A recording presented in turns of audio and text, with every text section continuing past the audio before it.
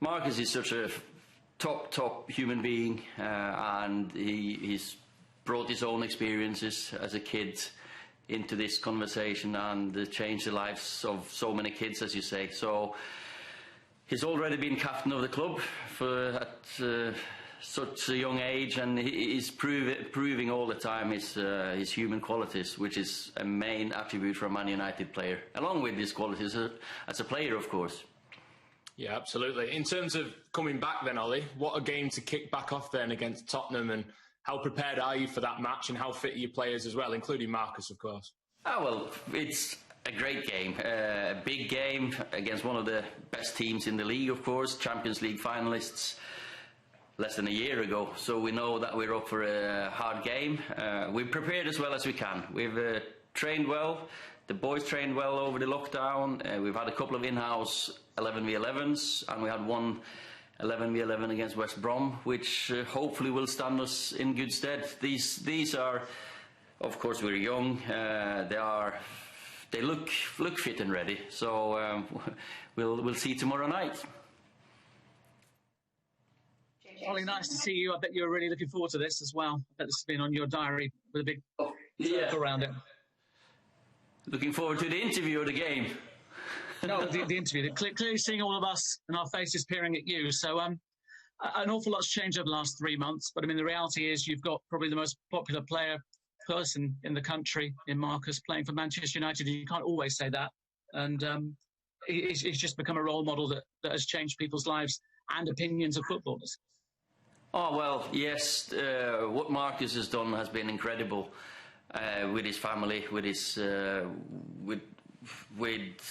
own personality, of course. Marcus has always been a great human being, and coming up through the academy, I think the club recognised that early on and gave him chances. Of course, we saw the talent, but you need to be a really good human being as well to come all the way through. And he's changed the lives of so many kids this summer, which is more important than any game of football that he'll probably play. So hopefully he can keep both sides going as well as he's doing now.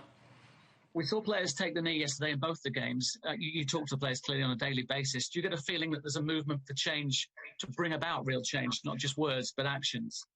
I feel now that it's maybe this time finally it is changing, and it's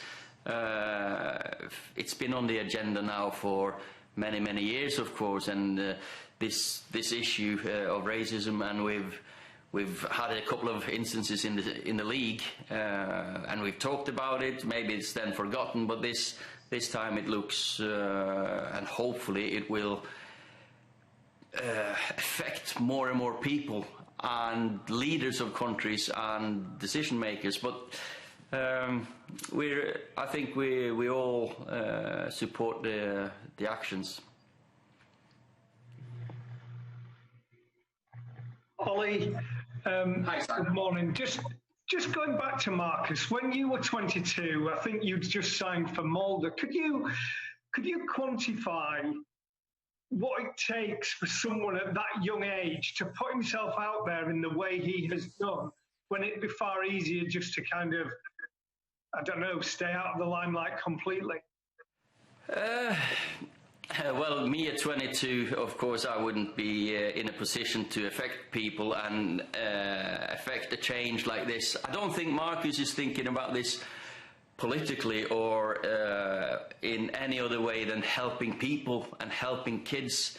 And I think he knows deep inside that he's helped children with food now, and to change their lives. And I think that makes him feel good about himself, and using his position as a role model, as Man United, one of the top players in the country, and Man United player, and he can affect people in a good way. That's what it's about. He's a good human being, and he wants to make a good change. It's not about him or anything bigger than that. It does feel footballers are using their profile more than they've ever done to try and make a noise, to try and talk about social issues. you think that is a positive?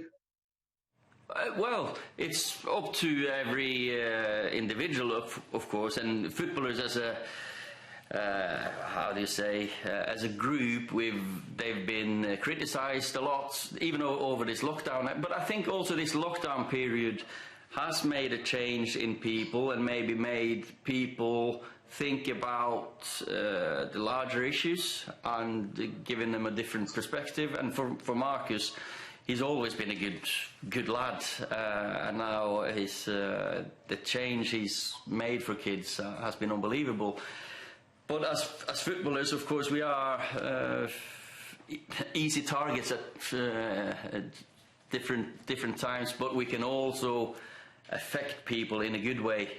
So to use your own, if you can use your face to change something for the better, why not? Morning, Ollie. Good to see you. Just wondering. Normally you're stood in the back, just hiding, so I can see you better now. Just wondering. Last night we saw players take a knee and the referees as well before the matches Project Restart. Just wondering what your thoughts are on the Black Lives Matter movement and whether your players you're expecting them to do the same tomorrow. Well, I think it's been how do you say, an event in history that's changed people's views, and of course the movement now is, I think we all know that this shouldn't happen in 2020, what's been happening, and that players, Premier League teams, that we all make a stand and say enough's enough. I think that's good, and I don't expect anything different from ours. There were two kind of issues over players in terms of their availability for this extended season. One of them you've sorted with Odion Ighalo. So first of all, how's that been? And secondly, Angel Gomez, as far as we're aware, his contract still expires at the end of the month. Will he be available for you in these upcoming games? And do you expect him to sign that contract extension? Well, we're delighted that Odion is staying with us. We had a good conversation with his club, and Odion's made a great impact when he came. So that's very pleasing, gives us another option up front. He's a goal scorer, and what he does is in and around the dressing room as well is great. And I hope he's going to continue and finish off what he started. With Angel, he's a top kid that we've had in the club for so many years, and we've offered him a deal. Hopefully he'll take that. If not, I'll wish him all the best. Hopefully, from what I understand, it's not too far away. So if not, we'll wish him all the best. Morning, Ollie. Hi. Ollie, is everybody fully fit and available to play tomorrow? And Marcus and Paul Pogba now in a position where you could start them if you wanted to?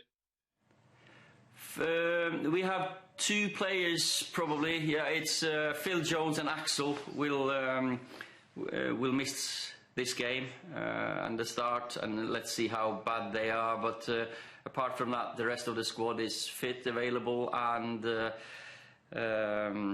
if selected, and of course Marcus and Paul, they've been out for a long period, but they're available.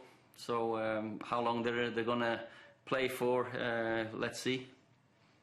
And you'll be able to use 5 substitutions now. Is that something you're thinking about? Do you think you'll be using your full allocation of subs?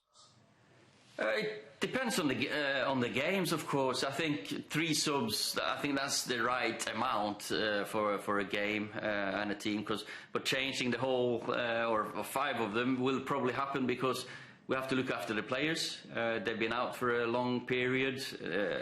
The Premier League is intense. It's hard physically, and they're going to go straight into a season after as well. So it's a good option for us to protect the players and make sure that we don't get any unnecessary injuries, because that's we have to look after them and take care of them and make sure we use those periods to make substitutions well. Ole Gunnar Solskjaer there delivering his first pre-match press conference.